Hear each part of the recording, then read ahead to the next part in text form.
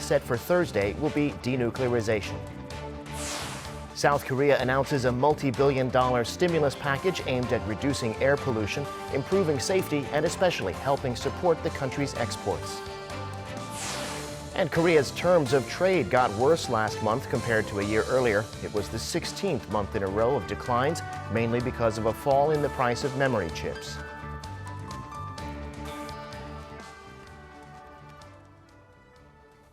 It's 4:00 p.m. here in Seoul. Thanks for tuning in to our afternoon broadcast. I'm Devin Whiting.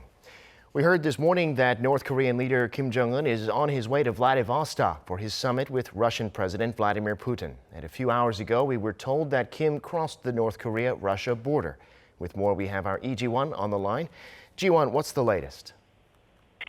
Devin, Kim Jong-un's armored train is believed to be on its way to the eastern city of Ushyrisk. Now, Russian media say the train crossed the border at around 10:40 in the morning. The train stopped at Kasan station near the border, where Kim was welcomed with flowers along with bread and salt, which in Russia are traditionally given to special guests. According to the Russian news agency RIA Novosti, Kim was greeted with numerous Russian officials, including Deputy Foreign Minister Igor Morgulov, to whom he reportedly said that this won't be his last trip to the country.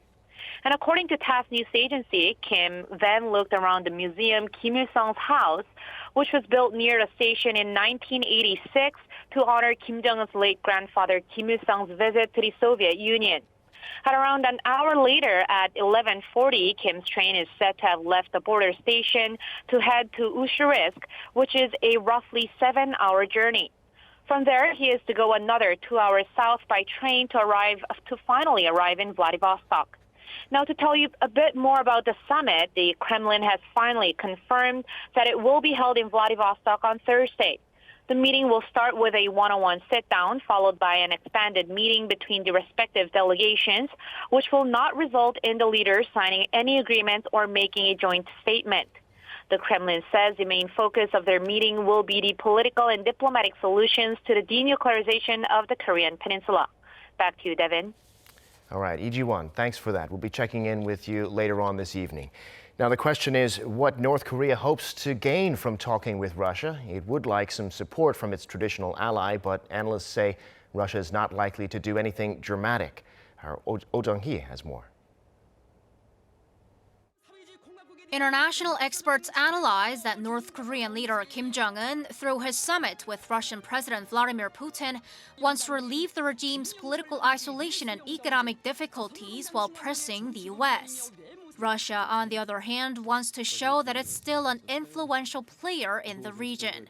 But Moscow won't cause a dramatic turnaround, and there's a limit to what Russia can offer to Pyongyang, a former U.S. Deputy National Security Advisor says. I would be surprised if Russia dramatically broke with the UN sanctions, for example, or really took a very significant new turn in its direction. I think it's simply a reminder to everyone that Russia is still a player in East Asia. Pundits say the upcoming Pyongyang-Moscow summit is one of many tactics North Korea can use to gain the upper hand when it comes to nuclear negotiations. And so is the North's recent criticism on high-ranking U.S. officials like Pompeo and Bolton. Pyongyang wants to deal directly with U.S. President Trump. You still try to deal with Trump because the rest of the administration, Bolton, Pompeo, everybody else, is just going to be even worse. So I think he's still more willing than people like Bolton to, if there is a decent deal to be had. South Korea has stated that the two sides should come up with a, quote, good enough deal instead of the so-called big deals or small deals. A former U.S. ambassador to South Korea says this good enough deal would have to involve some real actions that lessen threats on the peninsula. To actually begin to dismantle and destroy some of the weapons that threaten South Korea, threaten the United States, as the kind of litmus test of seriousness of Kim Jong-un. Real steps in that direction, for me, would be enough to offer some limited reduction in the sanctions. In moving forward, analysts agree that having another inter-Korean summit wouldn't help much in providing a momentum to nuclear negotiations. The prospect is also grim for a third summit between Kim and Trump, as neither Pyongyang nor Washington has moved an inch from their respective stances. Woo Jung-hee, Arirang News. And as Kim Jong-un and Vladimir Putin get ready to sit down together, the U.S. State Department has said once again that the common goal of the global community is North Korea's final, fully verified denuclearization. Asked about the summit by South Korea's Yonhap news agency, a State Department official said Washington is watching the reports closely. The official also said the U.S. will continue its own dialogue with Moscow to bridge any gaps that might hinder the two countries' ability to move forward. U.S. Forces Korea conducted an exercise last week involving a THAAD missile defense battery, originally deployed to fend off attacks from North Korea. According to a picture on the Facebook page of the 35th Air Defense Artillery Brigade, the week-long exercise started last Monday. It was at Camp Humphreys in Pyeongtaek, Gyeonggi-do Province, and not at the missile defense base in Seongju. An official from U.S. Forces Korea says it was an exercise in mounting missiles on the launcher. Since a year ago, when the leaders of South and North Korea met in Panmunjom, tensions between their militaries have been reduced dramatically. Our Kim Ji-yeon takes a look at the progress and the setbacks seen over the past 12 months. A lot has changed since the leaders of the two Koreas have met on April 27, 2018 to engage in peace talks which laid the foundation for their comprehensive military agreement, which was signed at the second summit by the two countries on September 19th. It included the trial removal of nearly a dozen frontline guard posts on both sides of the demilitarized zone, as well as the removal of weaponry and troops there, following trilateral military talks held with the United Nations Command in October last year. Since the inter-Korean military agreement, the two Koreas have also disarmed the joint security area in Panmunjom and set up ground, air, and maritime buffer zones along the inter-Korean border. A no-fly zone has been imposed covering 10 to 40 kilometers from the military demarcation line, and Seoul's defense ministry has been trying to negotiate with the north about expanding the zone to cover the Hangang River estuary. The two Koreas have also carried out a joint survey of the estuary's waterway with the aim of providing free passage of civilian vessels by sharing the area. They have also conducted demining operations at Arrowhead Ridge inside the DMZ, site to one of the fiercest battles during the Korean War for the excavation of troop remains. Despite this, the two Koreas still have a long way to go to fully implement the agreement amid deepening concerns over Pyongyang's increasingly lukewarm attitude amid a lack of progress in denuclearization talks with the U.S. Further discussions include North Korea's acknowledgement of the Northern Limit Line, the disputed maritime demarcation line in the West Sea, where the Koreas have agreed to establish a shared fishing ground. They also need to hold more talks on the joint excavation of war remains, currently being carried out solely by the South after the North failed to respond. Kim Ji-yeon, Arirang News. In other news, responsibility for the terror attack in Sri Lanka on Easter Sunday has been claimed by the Islamic State group, and the death toll from the attack continues to rise, now at more than 300. Hong Yu reports. The Islamic State group has claimed responsibility for the series of coordinated bombings at churches and high-end hotels across Sri Lanka, but they did not provide any evidence to back up their claim. IS made the announcement through a statement in its Amaq news agency on Tuesday, which identified 7 suicide bombers that had detonated explosive-laden vests at the 8 locations where the bombings occurred. The Sri Lankan Prime Minister acknowledged the claim during a press briefing in the country's capital, Colombo. We, certainly the security apparatus is of the view that there are foreign links, and some of the evidence points to that. So if when the ISIS claimed it, we'll be following up on this claim. There was suspicion that there were links with the ISIS. According to multiple U.S. intelligence agencies, ISIS is believed to have been involved in the Sri Lanka attack by helping the radical Muslim group Nations Tawahid Jaman. The involvement of a foreign organization would explain how a previously marginal domestic extremist group could have been capable of committing such a sophisticated and coordinated attack. Hong Yu, Arirang News.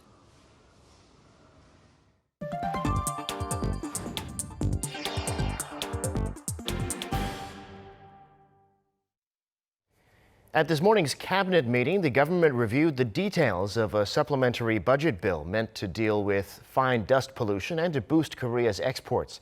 The bill will be submitted to Parliament on Thursday. Kim Hae-sung has this report. The government has announced the details of its $5.9 billion supplementary budget mainly targeted at boosting the local economy. The stimulus package is to help support struggling areas, ease the public's pain, and help reduce downside risks to our economy. The planned stimulus package allocates $1.3 billion to tackle fine dust, including subsidies for replacing 400,000 old diesel-powered cars, as well as providing face masks for vulnerable social groups and construction workers. Around $612 million will be used to strengthen safety measures such as improving the response to wildfires by increasing the number of wildland firefighters from 300 to 435 people and providing more helicopters. $3.9 billion, almost two-thirds of the budget, will be used to help boost the economy by increasing export credit financing and supporting areas like the southeastern city of Pohang, which is still recovering from the 2017 earthquake. We expect the stimulus package to help create around 73,000 new jobs. The Finance Ministry added that the extra budget could help build recovery momentum in the second half of the year and boost domestic growth by 0.1 percentage points this year, as well as cutting 7,000 tons of fine dust. The proposed stimulus comes amid falling export growth in the country. Exports contracted for the fourth consecutive month, down 8% on year in March amid slowing global trade and chip demand. The IMF had recommended last month that the Korean government injects $7.9 billion of stimulus, or 0.5% of the country's nominal GDP, if it is to meet the government's growth target of between 2.6 and 2.7% for the year. The government will submit the supplementary budget bill to Parliament on Thursday. If passed, it will be the Moon administration's third extra budget bill, with around $3 billion coming in the form of government bond issuance. Kim Hae-sung, Arirang News. South Korea's terms of trade index dropped on year in March for the 16th month in a row. It's the longest continuous decline in almost a decade. Our Go Ryun-hee explains why.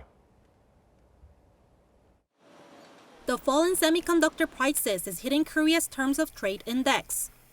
According to the Bank of Korea on Wednesday, the country's net barter terms of trade index in March came to 92.27, a decline of more than 5% on year. Terms of trade measures the amount of imports a country can buy for each unit of exports, relative to the base year 2010. The central bank pointed out that the index has been decreasing on year for 16 consecutive months. As for why, analysts point to the falling prices of memory chips, one of the country's main export items. This follows lower demand for chips in the global market due to poor smartphone sales and less investment in data centers. Meanwhile, the export volume and value indices dropped by 3% and almost 9% respectively.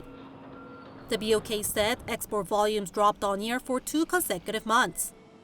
The fall was mainly observed in electronics and electrical equipment, especially in the display sector. When it comes to imports, the volume was down more than 6% and the value of imports was down 7%. Machinery imports dropped mainly due to lower imports of semiconductor manufacturing machinery. Analysts say the fall in Korea's trade figures reflect the slower growth of the global economy. Go Ryun-hee, Arirang News. Now, the markets are closed now on this Wednesday, so it's time for a closer look at the action. And for that, we're joined on the line by Dr. Hwang Se-eun, Research Fellow at the Korea Capital Market Institute. Dr. Hwang, thanks for coming on today. Good afternoon. Good afternoon. Now, on Wall Street, the S&P and the NASDAQ rose Tuesday to an all-time high thanks to generally strong earnings. The Dow up 2%, but still about 1% off a new record. Take us through the trade there and around the world. The S&P 500 and Nasdaq Composite rallied Tuesday to notch record closing highs as Wall Street cheered stronger than expected quarterly profits from some of the largest publicly traded U.S. companies. The S&P 500 closed 0.88% higher at 229.33, and the Nasdaq closed up 1.32% at 8120. Tuesday's moves come less than 6 months after a sharp decline in late December, which led the S&P 500 to its worst annual performance since 2008. But stocks quickly turned around as the Federal Reserve reversed course on a monetary policy, while the tone around U.S.-China trade talks improved. However, the Asian equity markets declined on Wednesday. The biggest regional loser was South Korea's Kospi, which was down 0.88%. Japan's Nikkei stock index was 0.27% lower, and China's Shanghai Composite dropped 0.19%. Yeah, we had first quarter earnings here in Korea coming out today, and despite those, or maybe because of them, stocks down sharply. What did we see in those numbers and why they declined? Large cap stocks such as Hyundai Motor Company and POSCO reported the Q1 earnings today. Hyundai Motor Company Q1 operating income jumps up 21.1% on a weaker won SUV sales. POSCO, South Korea's top steelmaker, reported its first quarter earnings dropped 28% from a year earlier due to a slump in the steelmaking sector and a drop in steel prices. Investors in Seoul also shrugged off the government's proposed supplementary budget aimed in part at supporting exports and worried after chipmakers Texas Instruments said it expects a slowdown in the demand for microchips could last a few more quarters. Many of airline stocks were among decliners as investors dumped the shares out of concerns over rising oil prices and the Korean won's weakness against the U.S. dollar. National flag carrier Korean Airlines, for example, rose 0.43%, and number 2 carrier Asiana Airlines plunged 13.6%. Now, you mentioned exchange rates there several times. The Korean won is at the weakest it's been so far this year at 1150.9 to the U.S. dollar. What's happening there? The U.S. dollar index, which tracks the greenback against a basket of 6 major rivals, was flat at 97.6, near a 22-month high, following strong U.S. housing data. The U.S. economy is expected to rebound in the wake of recent U.S. economic data, while the euro has weakened due to concerns over Italian political uncertainty, along with deteriorating Eurozone economy. The local currency was trading at 1151 won against the U.S. dollar, up 8.51 from the previous session. Although the risk appetite recently has recovered in the domestic financial markets, the local currency price is very sensitive to the weak Chinese yuan and the plunge in the euro. The current momentum in the foreign exchange market may continue for a while, reflecting concerns over the Korean economic growth slowdown. Okay, got it, Dr. Hwang. That's where we'll have to leave it today, though. Thanks for your insight this afternoon. Thank you very much. Now, in a little over a week, South Korea will no longer be exempt from the U.S. sanctions on oil from Iran. Seoul had asked for another waiver and didn't get one, but the foreign ministry says it's sending officials to Washington this week for consultations. The ministry says they'll be looking into the background of the State Department's announcement on Tuesday that ended all of the exemptions granted to 8 countries. The South Korean delegation, led by Deputy Foreign Minister for Economic Affairs Yoon Kang-hyun, is expected to ask for an extension of the waiver. The loss of the waiver is expected to hurt South Korea's petrochemical industry, which relies heavily on imports of Iranian condensate. Dozens of South Korea's top 500 companies last year owed more in interest than what they earned. According to local industry tracker CEO Score, at 59 of the companies, total sales last year came to $148 billion, down 6% from a year earlier, while in interest, they owed $170 billion, an increase of 5.4%. 16 of the 59 have been classified as zombie companies. because this is the third year in a row their interest payments outstripped earnings. They include Samsung Heavy Industries, Dongbu Steel, and Hanjin Heavy Industries. A few weeks ago, Korea became the first country in the world to launch a commercial 5G mobile network. It's said that 5G has the potential to change our lives dramatically. Our Oh Soo-young went to an IT exhibition in southern Seoul to see what the future might hold. If you simply can't decide what to wear or which coat goes well with your shirt, an artificial intelligence software can put together an outfit for you. All you have to do is take a picture of a piece of clothing or even just draw something you would like. Our algorithm classifies the pattern and your preferences to recommend items from your wardrobe or online shopping malls. We also use pattern-generating technology and natural language processing for the AI to understand human speech. The World IT Show kicked off in southern Seoul on Wednesday, the biggest exhibition of its kind in the tech-savvy country. If you thought IT is all about computers and rows of coding, you might be wrong.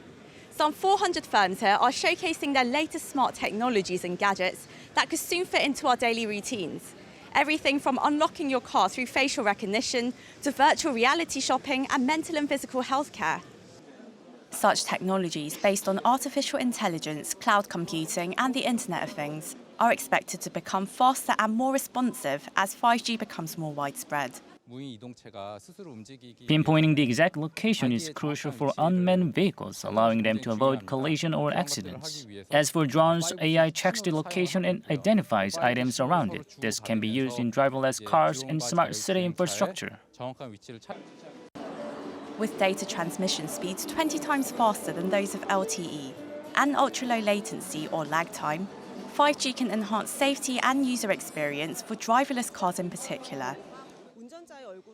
When our solution recognizes the face of the driver, the seats, side mirrors, and rear mirror all shift into the optimal position. It also detects whether the driver is sleepy or unfocused and gives warning signs.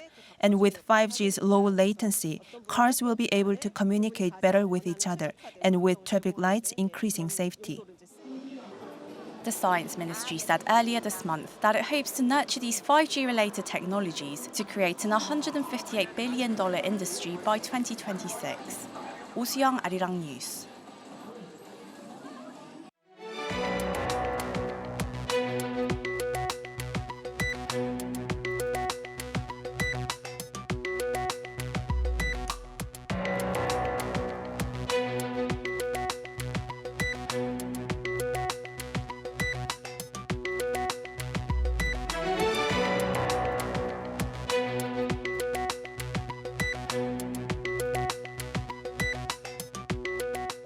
And that brings us to the end of this newscast. Thanks for being with us. More live news coming your way at 7 p.m. Korea time.